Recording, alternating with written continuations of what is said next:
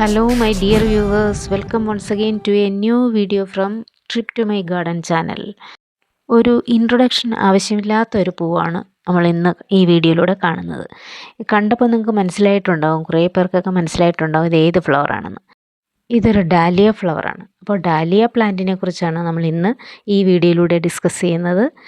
നിങ്ങൾക്ക് dahlia plant വളർത്തണമെന്നുള്ള ആഗ്രഹമില്ലേ? ഉണ്ടെങ്കിൽ നിങ്ങൾ തീർച്ചയായിട്ടും ഈ വീഡിയോയുടെ അവസാനം വരെ കാണണം. കാരണം അതിൽ നമുക്ക് എങ്ങനെയൊക്കെ ഈ പ്ലാന്റിനെ വളർത്തിയെടുക്കാം എന്നുള്ളതിൻ്റെ ഫുൾ ഡീറ്റെയിൽസ് ഞാൻ നിങ്ങൾക്കായിട്ട് പറഞ്ഞു തരാം. അപ്പോൾ വീഡിയോ സ്കിപ്പ് ചെയ്യാതെ അവസാനം വരെ കാണുകയും വേണം. ചാനൽ സബ്സ്ക്രൈബ് ചെയ്യാതെയാണ് നിങ്ങൾ കാണുന്നതെന്നുണ്ടെങ്കിൽ ചാനൽ കൂടി സബ്സ്ക്രൈബ് ചെയ്ത് നോട്ടിഫിക്കേഷനിൽ ഓൾ എന്ന ഓപ്ഷൻ കൂടി എനേബിൾ ചെയ്ത് നിങ്ങൾക്ക് എല്ലാ വീഡിയോസും അപ്പോൾ കിട്ടുന്നതാണ്. അപ്പോൾ നിങ്ങൾക്ക് പുതിയ പുതിയ വീഡിയോസിൻ്റെ അപ്ഡേറ്റ്സ് അറിയാനായിട്ട് കഴിയും. Dahlia is a genus of bushy tuberous herbaceous perennial plant native to Mexico and Central America. അപ്പോൾ ഞാൻ എന്താ പറഞ്ഞത്? ട്യൂബറസ് എന്നാണ് പറഞ്ഞത്. ട്യൂബറസ് എന്ന് പറഞ്ഞാൽ കിഴങ്ങുകൾ ഉൽപ്പാദിപ്പിക്കുന്ന തരത്തിലുള്ള പ്ലാന്റ്സ് ആണ്. അതായത് ഡാലിയയുടെ ട്യൂബേഴ്സ് അല്ലെങ്കിൽ കിഴങ്ങുകൾ കിളിർപ്പിച്ച് നമുക്ക് ആ ചെടി വളർത്തിയെടുക്കാം. കൂടാതെ വിത്തുകളിൽ നിന്നും നമുക്ക് ആ ചെടിയെ വളർത്തിയെടുക്കാം. ഇതൊന്നും അല്ലെങ്കിൽ സ്റ്റെം കട്ടിങ്ങും നമുക്ക് ചില സമയങ്ങളിലൊക്കെ അതും ചെയ്യാവുന്നതാണ്. എന്നാൽ ഏറ്റവും സക്സസ് ആയിട്ടുള്ളത് കിഴങ്ങ് പാകി മുളപ്പിച്ചെടുക്കുന്നതായിരിക്കും. വിത്തുകൾ വഴിയാണ് നമ്മൾ പ്രൊപ്പഗേറ്റ് ചെയ്യുന്നതെന്നുണ്ടെങ്കിൽ നമുക്ക് പല വെറൈറ്റികൾ അതിൽ നിന്നും ഡെവലപ്പ് ചെയ്തെടുക്കാനായിട്ടും കഴിയും. ഡാലിയ എന്ന് പറയുന്ന ജീനസാണ്. ഈ ജീനസിൽ 49 സ്പീഷീസ് പ്ലാന്റ്സ് ഉണ്ട്. അതായത് 49 തരം ഡാലിയാസ് ഉണ്ടെന്നാണ് കണക്ക്. ഇനി ഡാലിയകൾ പൂവിടുന്ന സമയം ജനുവരി മുതൽ മാർച്ച് വരെയാണ്. എന്നാൽ ചില സമയങ്ങളിൽ ഏപ്രിലും മെയ്യും ഒക്കെ പൂവിടാറുണ്ട്. കാരണം അത് ആ ഭൂപ്രകൃതിയുടെ വ്യത്യാസം അനുസരിച്ചിരിക്കും. ചില ഹില്ലി ഏരിയാസൊക്കെ ആണെങ്കിൽ ചിലപ്പോൾ മെയ് വരെയൊക്കെ ഫ്ലവേഴ്സ് ഉണ്ടാകും. അപ്പോൾ നീർവാർച്ചയുള്ള നല്ല മണ്ണിലാണ് നമ്മൾ ഈ പോട്ടിലാണെങ്കിൽ ഈ ചെടിയെ നടേണ്ടത്. പോട്ടിലാണ് നടുന്നതെന്നുണ്ടെങ്കിൽ നിങ്ങൾ തീർച്ചയായിട്ടും ഒരു 12 ഇഞ്ച് പോട്ടെങ്കിലും സെലക്ട് ചെയ്യണം. കാരണം അതിന് അത്രയും ഡെപ്ത് ഉണ്ടെങ്കിലാണ് ഈ കിഴങ്ങ് നല്ല രീതിയിൽ പൊടിച്ചിട്ട് വളർന്നു വരിക. ഇനി ഡാലിയയുടെ ട്യൂബേഴ്സ് നമ്മൾ പാകി മുളപ്പിക്കേണ്ടുന്ന സമയം ഒക്ടോബർ നവംബർ മാസങ്ങളിലാണ്. ആ 2 മാസങ്ങൾ, അതായത് ഈ ശൈത്യത്തിന് മുന്നോടിയായിട്ട് നിങ്ങൾ ആ കിഴങ്ങുകളെ പാകി മുളപ്പിച്ച് എടുക്കുകയാണെന്നുണ്ടെങ്കിൽ ആ വലിയ വെതർ കണ്ടീഷനെയൊക്കെ ഒന്ന് അതിജീവിക്കാനായിട്ട് ആ പ്ലാന്റ്സിന് കഴിയും. നല്ല ഹോട്ട് സീസൺ ആണെങ്കിൽ ഡെയിലി നനയ്ക്കേണ്ടത് അത്യാവശ്യമാണ്. നല്ല നീർവാർച്ചയുള്ള മണ്ണായിരിക്കണം. മാത്രവുമല്ല ആ മണ്ണിൽ കമ്പോസ്റ്റും കൂടെ അടങ്ങിയിട്ടുണ്ടെങ്കിൽ ആ ചെടികളുടെ വളർച്ചയ്ക്ക് വളരെ നല്ലതാണ്. ജൈവ വളങ്ങളാണ് ഈ ചെടിക്ക് ഏറ്റവും കൂടുതൽ നല്ലത്. ഈ ചെടി ഉൾപ്പെടുന്നത് ആസ്ട്രേസിയ ഫാമിലിയിലാണ്. സൺഫ്ലവർ, ഡെയ്സി, ക്രൈസാന്തിമം, സീനിയ ഇതെല്ലാം ഈ പ്ലാന്റിൻ്റെ റിലേറ്റീവ്സ് എന്ന് നമുക്ക് പറയാം. കാരണം അതെല്ലാം ഏകദേശം സാമ്യമുള്ള തരത്തിലുള്ള പ്ലാന്റ്സ് ആണ്. ഡാലിയ പ്ലാന്റ്സിൻ്റെ കിഴങ്ങുകൾ നിങ്ങൾ നടാനായിട്ട് തിരഞ്ഞെടുക്കുമ്പോൾ നല്ല ഗുണമുള്ള വിത്തുകൾ തന്നെ നിങ്ങൾ തിരഞ്ഞെടുക്കണം. അതായത് അതിൽ യാതൊരു തരത്തിലുള്ള കീടശല്യങ്ങളും ബാധിക്കാത്ത തരത്തിലുള്ള നല്ല കിഴങ്ങുകൾ തന്നെ തിരഞ്ഞെടുക്കുക. എന്നിട്ട് നമ്മൾ ഇതിനായിട്ട് ഒരു നല്ല സ്ഥലം തന്നെ തിരഞ്ഞെടുക്കണം നട്ടു വളർത്തുന്നതിനായിട്ട്. ഡെയിലി നല്ല സൂര്യപ്രകാശമുള്ള, അതായത് കുറഞ്ഞത് 6 മണിക്കൂറെങ്കിലും സൂര്യപ്രകാശം കിട്ടുന്ന സ്ഥലത്ത് വേണം ഈ പ്ലാന്റ്സിനെ നമ്മൾ വളർത്തേണ്ടത്.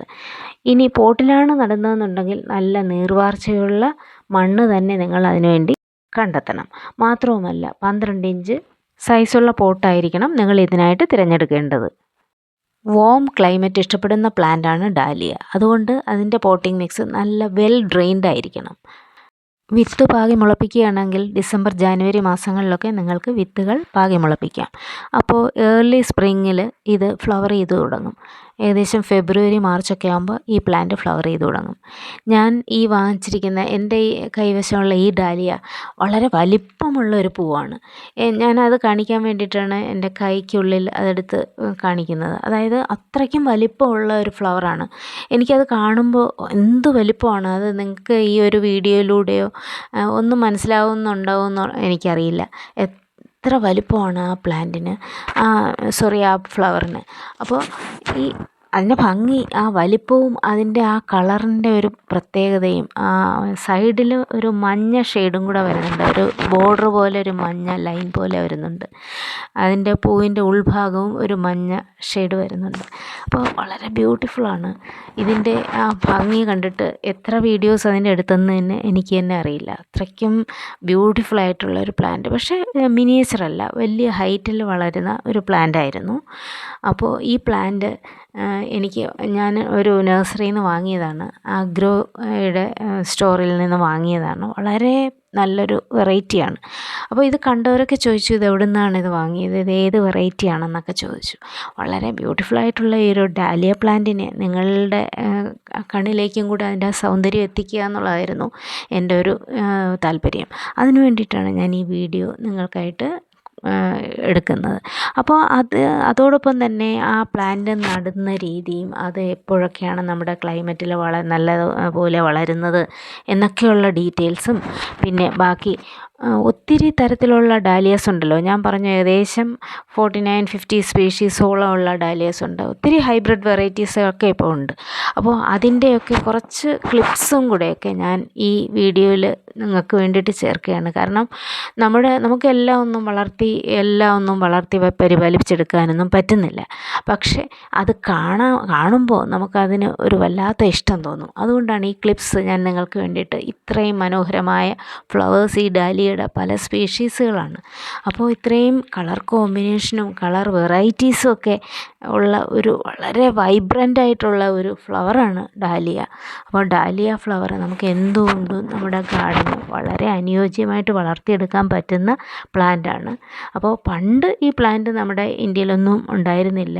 മെക്സിക്കോയിലൊക്കെ ആയിരുന്നു ആദ്യം ഈ പ്ലാന്റ് ഉണ്ടായിരുന്നത്. പിന്നീടാണ് ഈ പ്ലാന്റ് നമ്മുടെ ഇന്ത്യയിലേക്കും വന്ന് ഇന്ത്യയുടെ ക്ലൈമറ്റുമായിട്ടൊക്കെ അത് ചേർന്ന് വളർത്തി ആൾക്കാർ, ഗാർഡനേഴ്സൊക്കെ വളർത്തി റെഡിയാക്കി കൊണ്ടുവന്നിരിക്കുന്നത്.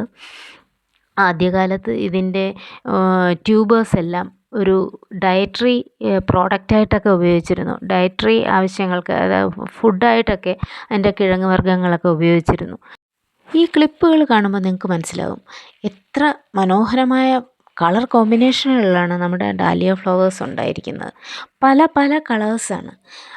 എത്രമാത്രം കളർ ഷെയ്ഡുകളുണ്ടെന്ന് നോക്കുമ്പോൾ നമുക്ക് ഒരു അതിശയം തോന്നും. ഇത്രയൊന്നും നമുക്കൊരിക്കലും നമ്മുടെ ഗാർഡനിലൊന്നും വളർത്തിയെടുക്കാനൊന്നും കഴിയില്ല.